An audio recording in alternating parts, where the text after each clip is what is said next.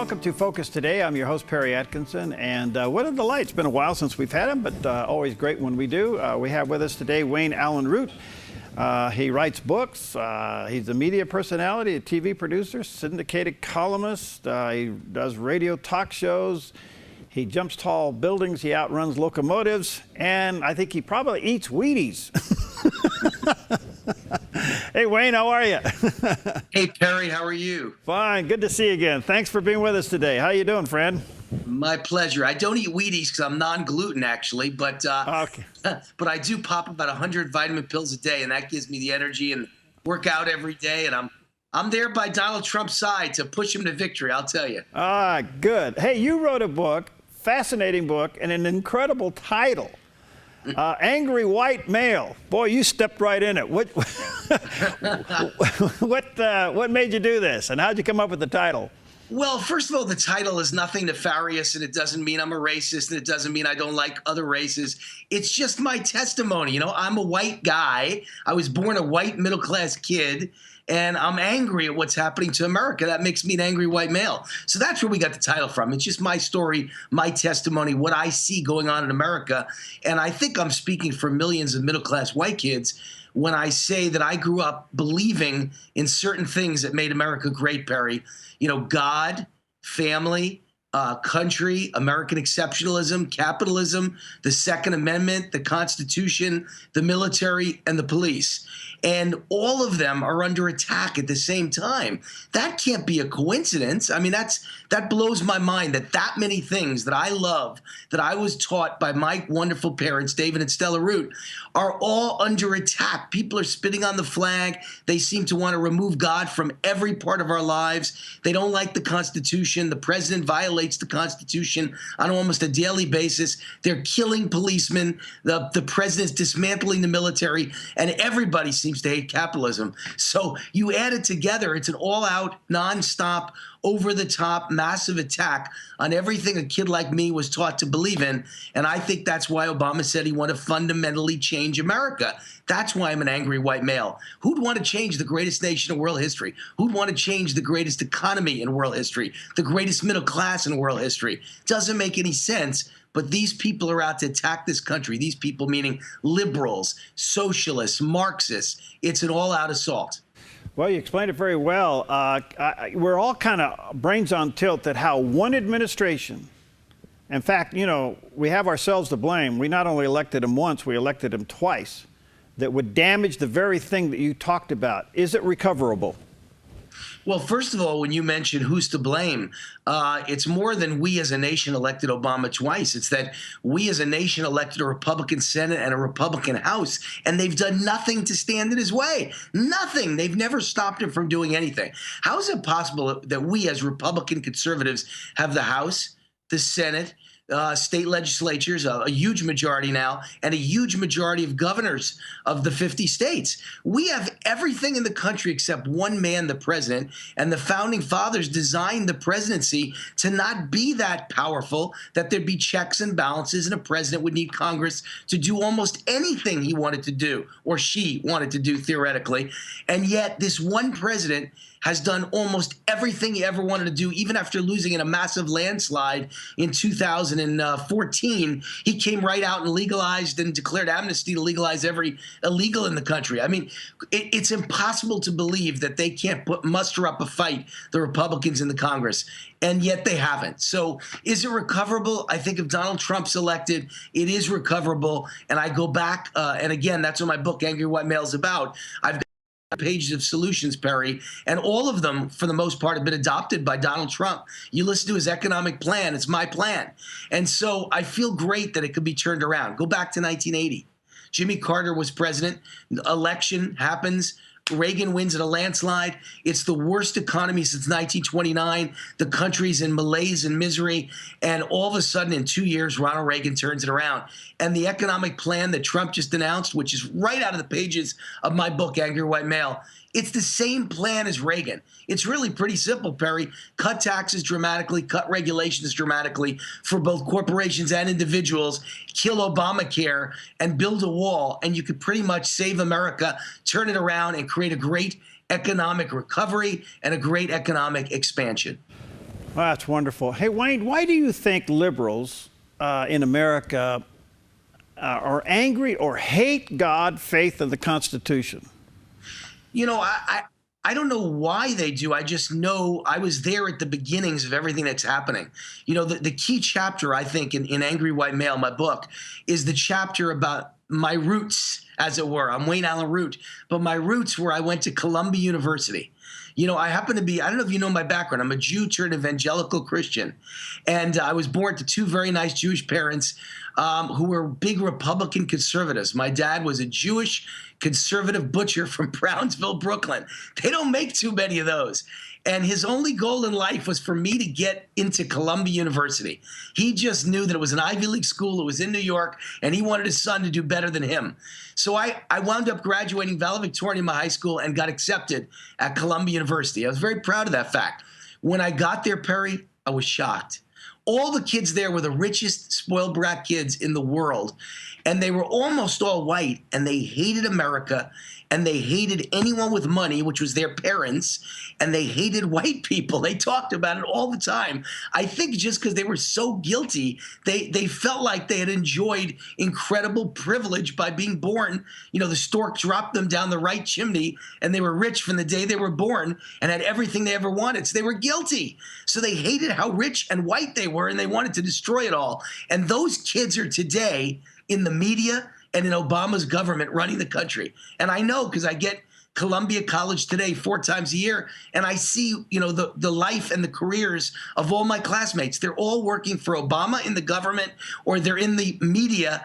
And what are they doing in the media? They're trying to elect Hillary Clinton, and they're trying to ignore every criminal act she's done, and they're trying to over-exaggerate every bad word that supposedly comes out of Trump's mouth and make that the headline instead of the actions of a Hillary or an Obama. Very well said. Let me ask you this, Wayne. Do you think under a Trump administration that there would be a return to Judeo-Christian values in this country?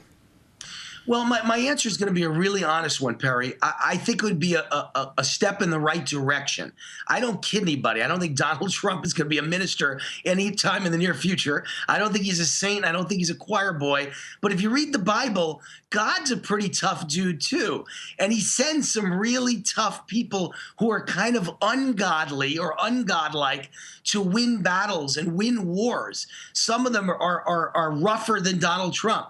So I think Trump might be the right guy at the right time, at the right place to help Judeo-Christian values, to help Christianity, but most importantly, to just save America, turn around the economy, save capitalism, and save the American middle class. I bet on all of that. And I think he'll put us in the right direction. I don't think we need a president who's a minister and whose life is Christianity. I think we need a president who will just protect our rights as Christians. We have a right to practice. And I think you have a president in the White House now who's hostile to Christians and incredibly, credible that I have to say this, incredibly friendly and sympathetic to Muslims, even radical Muslim causes, even countries that want to do us harm, even groups of people that want to do us harm. He can't even say the words Muslim and terrorist in the same sentence. And as Donald Trump says all the time, and I love him for it, if you can't say Muslim and terrorist in the same sentence, you have no right to be a leader of the United States of America. Very well said. And of course, it's been said that we're not electing a pastor here, we're electing a president. I've written that. Yeah. I've written that, by the way, Perry. I've written a commentary, a message to all Christians in America, and it was on one of the top conservative websites. I can't remember which one. I write for all of them, basically.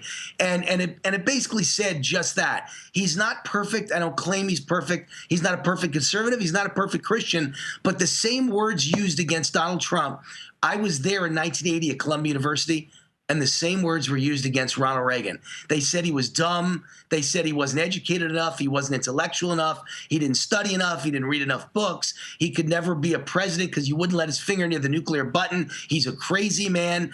He doesn't deserve to be president. He's a racist. Every name that's been thrown at Trump was thrown at Reagan. And how about this one? I was watching Fox News the other day, and they had a liberal on who was comparing Trump to Hitler. And when I went to Columbia University, they used to call Reagan a Nazi. So see, it never changes. And that's why I love Donald Trump so much. I think he's our Reagan. He's this generation's Reagan. Reagan wasn't a perfect Christian either. Reagan wasn't a minister. He wasn't overtly religious, but he was a good man, and he had a wonderful heart. And of course, he was a Christian, and he was always willing to defend Christianity. And I think that's exactly what Donald Trump will be. All right, let me take a quick break here. We'll be right back. When we come back, Donald Trump has changed his messaging a little bit, and the last 2 days he's gone right after the black vote. I want you to comment on that. Allyn Root is with us, and check out his new book called The Angry White Guy, and rootforamerica.com is his website. There's a picture of the book on the screen, and you can go to rootforamerica.com, but check out the book at Amazon and Barnes & Noble. We'll be right back. I'm Paulina Leiser, producer of Focus Today. Thank you for watching this video, and make sure to check our other videos at theDove.us.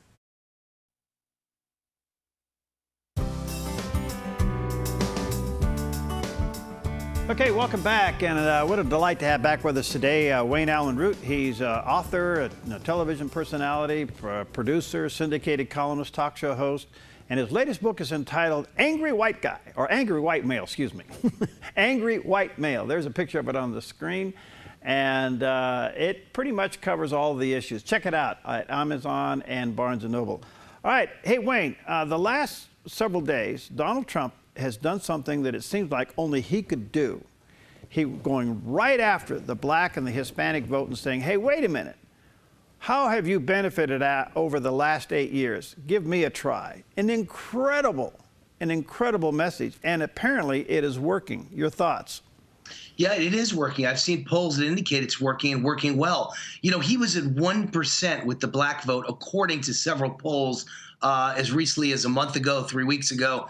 And I never believed that. I'll tell you why. I do so many interviews, and they're always on Donald Trump's behalf. I'm like the ultimate Donald Trump defender all over this country nowadays.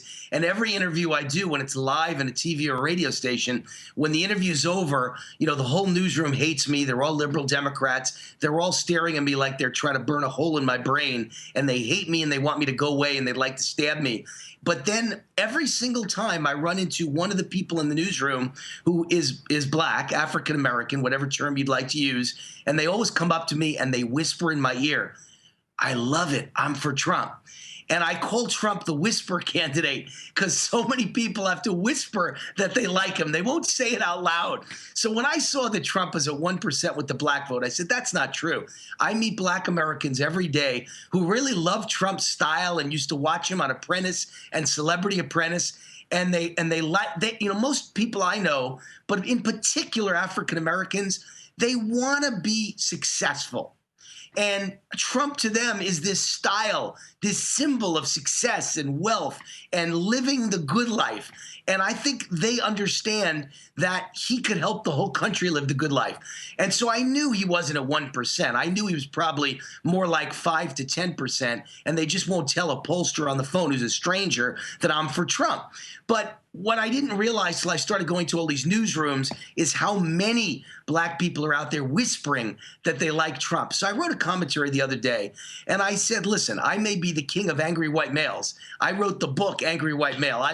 I'm the guy who understands 40 million angry white males are the base of Donald Trump. But they're not going to win the election for Trump because there aren't enough of us. To win the election, he needs the 40 million angry white males, quite a few angry females of all races and colors and creeds, but he also needs, I think, black Americans. And I think if he can get 15% of the black vote, which I predict he will absolutely do, and maybe even up to 20, he wins this election. That's a coalition no other Republican has ever had. He will bring out more angry white male voters than any Republican in history. Combine that with 15% of the black vote, you win the election. Let me add in a third factor.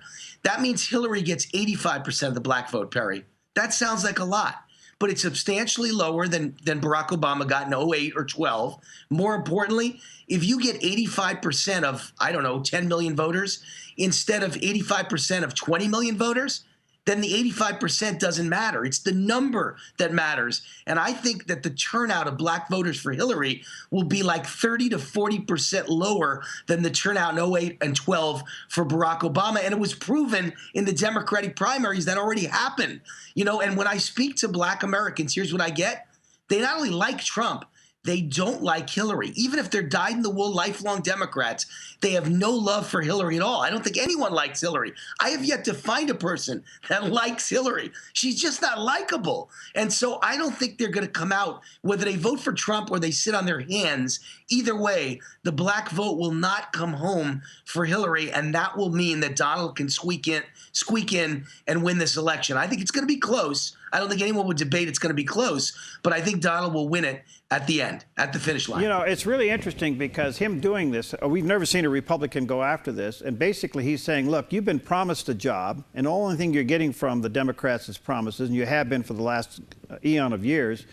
Here's what I want to do for you. I want to bring jobs back, because the one thing that can turn your life around is a good paying job, and it seems to be that message is resonating.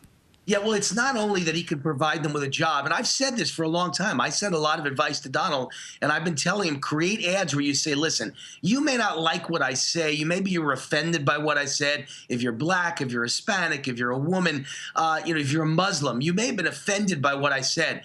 But you won't be offended by my actions, and actions speak louder than words. I'll be the best darn jobs president for blacks, for women, for gays, for Muslims, for Hispanics than anyone you've ever seen. If he ran that ad 24 hours a day with him in the ad saying that, I will be the greatest Hispanic jobs president, the greatest black jobs president, the greatest woman's job president, I think he'll win this election going away.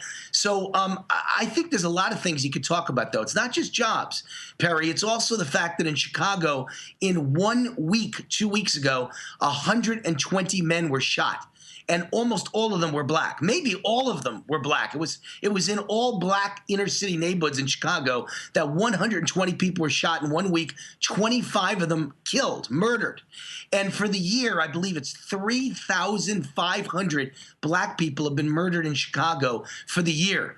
Detroit's numbers aren't that far off. So what has the Democratic Party done for black America? Not only is the unemployment double black to white people under Barack Obama, but the death count, I call it black genocide, blacks killing blacks in places like Chicago, Baltimore, and Detroit. Does that sound like a good times to you? Because it doesn't to me. And they're under 100% Democratic leadership for my whole life. I'm 55 years old. Chicago and Detroit and Baltimore, all three have been for over 50 years under 100% Democratic rule. As I've always said, a Republican on the streets of Detroit is just a rumor. There are no facts. No one's ever actually seen a Republican on the streets of Detroit or Baltimore inner city, for that matter, or Chicago. So I think a case could be made. Black America's done very badly under Democratic leadership, and I think Trump's the guy to make that case. All right, I got to let you go because I know you got another interview. I want to have you back because it looks like Hillary really is in trouble. In spite of her lack of trust numbers, this last email scandal has got some real legs to it, and I'd like to get your thoughts on it. But I know you're busy. We'll get you back. Wayne, delight to see you. And send me a list of the 30 vitamins, would you? I will, Perry. Thank you. All right, God bless you, pal. Remember me as the happy, high-energy, angry white male. All right, God bless you. Good to see you. Thank you. We'll be right back.